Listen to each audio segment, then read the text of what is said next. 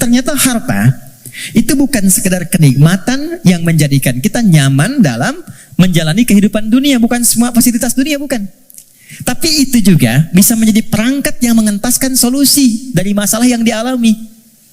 Apa bentuknya nanti? Ada skema infak, ada skema zakat. Teman-teman hati-hati dengan zakat ya, karena sangat sensitif. Anda sengaja tidak berzakat, maka jadi racun hartanya. Bisa merusak kepada yang lainnya. Itu. Apalagi terwariskan nanti. Jadi makanan dimakan oleh anak atau siapapun, ya harus hati-hati. Infak itu nilainya tinggi. Infak itu bukan sekedar menghadirkan pahala yang sangat luar biasa. 700 kali lipat paling sedikit. Jangan dibatasi di situ. Al-Baqarah ayat 261. Ya, masalul ladzina yunfiquna amwalahum fi sabilillahi kamathali habbatin ambatat sab'a sanabil. 1 jadi 7. Fi kulli sumbulatin mi'atu habbah kali 100. 1 kali 7 kali 100, 700 kali lipat. Itu maksudnya pahala ya. Pahala, bukan perkalian feedback ke kita, bukan. Jangan bayangkan begini, kalau saya infak 1.000, balik 700.000, bukan begitu cara memahaminya. Itu nggak tepat. Yang dimaksud, Anda mendapatkan 700 kali lipat pahala di akhirat nanti. Jarak satu keduanya 500 tahun, 2 ketiga 500 tahun, itu di akhirat. Di dunianya dapat apa? Nah, di dunia itu pancaran keberkahan. Di antara pancaran keberkahannya ada 2. 1, memberikan tambahan barokah kepada Anda yang nilainya lebih daripada apa yang Anda berikan, minimal 10 kali lipat. Misal, dijaga dari sakit yang kalau berobat nilainya sekian, dijaga dari musibah yang kalau dialami keluarnya mesti sekian. Itu. Yang kedua, ini yang paling menarik, infak dengan harta itu kalau diniatkan sesuai dengan keinginan yang kita mohonkan pada Allah, itu bisa mengentaskan persoalan yang sedang dialami. Itulah wasilah tawassul dengan harta. Rumusnya Quran surah ke-5 ayat 35. Saya pakai Quran, jadi nggak bisa dibantah. Ya ayyuhalladzina amanu taqullah. Hai orang-orang beriman, tingkatkan takwamu kepada Allah, wabtaghu ilaihil wasilah, dan cari wasilah dalam rangka menunaikan takwa itu. Apa wasilah diantaranya? Bisa menggunakan harta. Harta. Yuk, saya kisahkan dengan singkat, cepat sekali. Kalau mau infak, coba yang pertama, ini nasihat saya dari Quran. Orang pertama yang kita tuju kalau ingin berikan infak, orang tua. Siapa? Orang tua. Berikan yang terbaik yang mampu kita persembahkan. Itu ada di Quran surah kedua ayat 215. Yas'alunaka madza yunfiqun. Mereka banyak berkonsultasi, bertanya pada Muhammad, apa yang harus diberikan kalau pengen infak? Dijawab oleh Quran dengan 2 jawaban.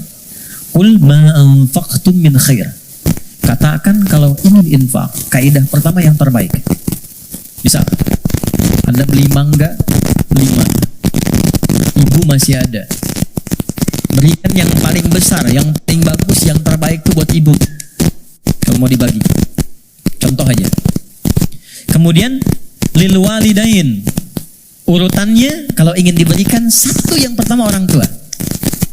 Belakangnya nanti ada 4 lagi, 5 golongan utama. Wal aqrabin, kerabat terdekat. Wal yatama, orang-orang yatim. Wal masakin, orang-orang miskin. Wabnis sabil, orang yang kesulitan di perjalanan. Tapi yang pertama orang tua. Jadi teman-teman, kalau orang tua masih hidup, apa yang bisa dipersembahkan walau tidak diminta. Sedang ada masalah misalnya kan, mohon kebaikan pada Allah, bikin makanan datang pada orang tua, minta doanya. Ini sederhana tapi dalam, minta doanya. Ada kitab namanya Al-Adabul Mufrad karya Al-Imam Al-Bukhari. Dikisahkan seorang berkonsultasi pada Ibnu Abbas radhiyallahu taala anhuma, pengen taubat, dosanya banyak. Apa jawab Ibnu Abbas? Ibu masih ada nggak? Ada katanya. Udah, pulang aja, berbakti pada ibumu. Sayangi ibumu, buat beliau merasa senang terus. Nanya lagi orang ini, kenapa mesti ibu? Kata Ibnu Abbas, saya tidak pernah mendapati di Quran dan keterangan Nabi yang terbaik dari bakti kepada ibu untuk mengentaskan semua masalahmu. Dan ibu nggak ada batasnya. Cari, termasuk saya sekarang gitu. Saya kalau mau belajar itu saya niatkan, Ya Allah, untuk memuliakan ibu, masih hidup. Dan mohon pahala diakhirkan pada ayah untuk menerangi di alam kuburnya. Dan selalu bertambah kebaikan-kebaikan itu. Tambah. Satu. Jadi infak. Ya. Coba usahakan ya. Dan gak usah terlalu pengen dilihat dunia. Keluar jam 3, setengah 4. Lihat yang nyapu. Yang lagi dorong makanan tuh. Yang dari semalaman bekerja. Pernah nggak teman-teman kalau keluar gitu? Kadang-kadang ada yang dorong sampingnya masih murojaah, ada yang masih sholat. Saya sering nangis tuh lihat, ya Allah, ya orang udah banyak praktek, kita banyak ceramah. Ya, udah datang. Kita cuma sampaikan nitip ya, itu baru lihat aja sudah nangis. Ya Allah, terima kasih Pak. Ya Allah, mudah-mudahan Bapak rezekinya lancar ya Pak, sehat ya Pak. Mudah-mudahan semua keluarganya baik-baik ya Pak. Itu ya Allah. Memberi sedikit tapi dapatnya banyak gitu. Itu berharga banget. Yang terakhir Quran. Walladzina yu'minuna bima unzila ilaika wa ma unzila min qablik. Nah, dekati dengan Quran. Ya, saya lihat banyak anak-anak tuh ya. Dekatkan dengan Quran. Walaupun anak-anak yang belajar Qurannya, antum akan dapat berkahnya. Akan dapat kenyamanannya, ketenangannya. Coba tuh, yang di RKM tuh, ya, yang meluangkan waktu dan sebagainya. Memang awalnya lelah, capek, tapi ketika nggak ada libur, ada yang hilang tuh. Nanti ada kenyamanan, ketenangan, kebahagiaan, apalagi pas wisuda dan sebagainya. Tapi yang paling ingin saya sampaikan, ini sudah nyata. Kalau Quran sudah ada di lingkungan kehidupan, maka rumahnya jadi cahaya, ketenangan akan datang. Saya pernah diminta kedutaan Saudi 2018 untuk menjadi Amirul Hajj. Berangkat, mimpin rombongan. Saya kira siapa hampir 500 orang. 2/3-nya anak-anak kecil penghafal Quran. Ternyata yang digendong bapaknya, ibunya, temannya, gurunya. Yang hafal Quran anaknya, bapak ibu yang nabung bertahun-tahun, puluhan tahun, nggak keluar itu dan kuota nggak dapat. Itu berkahnya lewat anaknya. Ada di Jakarta itu di Kemang, disebut nama lah. Ada Fitra namanya. Orang mengatakan terbatas. Bicara lambat, pergerakan, gak bisa jalan, ya normal begitu. Tapi dia menghafal Quran. Setoran. An-Naba berapa ayat? Yang paling menarik, Allah titipkan. Dapat hadiah umrah. Berangkat dengan ibunya. Ibu udah nabung, dah segala rupa. Gak punya biaya. Demi Allah, sampai di Madinah. Sampai di Mekah.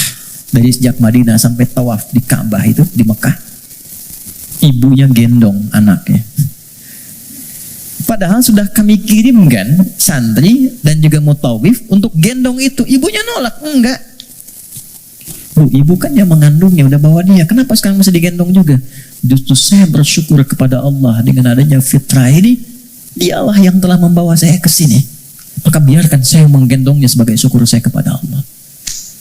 Ya. Jadi jangan melihat anak Anda punya kekurangan. Gak ada, anak itu semua istimewa. Jangan lihat fisiknya, jangan lihat perilakunya. Ada keistimewaan yang Allah titipkan di dalamnya.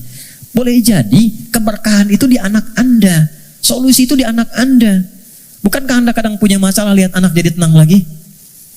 Pulang dari kantor lihat anak merajaah, anak menunggu, anak memanggil, Anda ceria lagi.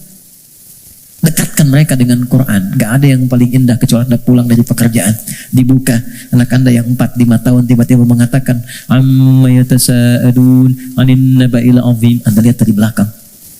Demi Allah, kecuali Anda mengejarnya, nunggu di belakang, Anda peluk dia dan keluar air mata itu. Gak ada yang paling indah. Dan itu mahal. Apalagi ketika anak Anda telepon, "Papa." Dia gak bisa berkata-kata. Kenapa, Nak? Aku telah selesai hafalan 30 juz. Udah, kontrak sebesar apapun gak akan bisa membeli itu. Jatuh Anda sujud, kharru sujada, sujud. Takwa itu simpel. Takwa itu sederhana. Wabil akhirati hum yuqinun. Jangan larut dengan masalah dunia, ya, sehingga menjadikan Anda meratap dan Anda tidak move on dengan kehidupan berikutnya. Ini sebentar, bukan cuma Anda yang punya masalah, orang lain punya masalah juga. Apakah kebahagiaan yang banyak di masa lalu menjadikan Anda lupa dan habis dengan kesulitan yang hanya sekejap di masa kini? Ada masalah baru 5 menit, Anda hidup udah 50 tahun. Anda lupa dengan kebahagiaan 50 tahun sehingga habis dengan masalah yang 5 menit. Ingat, kita akan pulang. Kata Allah, bil akhirati hum yuqinun. Ya, yakin dengan akhirat. Kalau nggak dapat di sini, di akhirat pasti diberikan. Maka ayat kelimanya, orang yang mampu menerjemahkan takwa dengan kiat-kiat tadi, ulaika ala hudam mir rabbihim wa ulaika humul muflihun. Maka ia akan selalu lekat dengan petunjuk dan lindungan Allah, dan kebahagiaan melekat dalam titian kehidupannya. Maka kita teruskan kembalikan dan kita akhiri dengan Quran surah ke-65 di akhir ayat kedua, di awal ayat ketiga yang sudah dibalik tadi di belakang. Yang kita katakan, wa may yattaqillaha yaj'al lahu makhraja. Semakin takwa ditingkatkan, salat naik, infak bertambah, kepada orang tua baik, Quran ditambah, sehari 1 ayat jadi 10 ayat, 1 halaman, 1 juz, yakin dengan akhirat, yaj'al lahu makhraja. Terakhir, wa yarzuqhu min haitsu la yahtasib. Bahkan nanti pada titik tertinggi, rezeki pun Allah antarkan tanpa sulit dia mencarinya. Sekejap datang. Saya tutup, wa may yattaqillaha yaj'al lahu min amrihi yusra. Kalau sudah semakin tinggi takwanya, maka diringankan semua ujian hidupnya. Bukan gak punya masalah. Ingat, bukan gak punya masalah. Tapi setiap akan dialami, diringankan dulu sehingga dia merasa seakan tak ada masalah. Padahal dia menghadapi hal yang sama. Ada 2 orang berhadapan dengan persoalan yang sama. Yang satu gak ada masalah, yang satu merasa sulit. Kenapa? Karena yang satu sudah mendapatkan keringanan dari Allah Subhanahu wa ta'ala.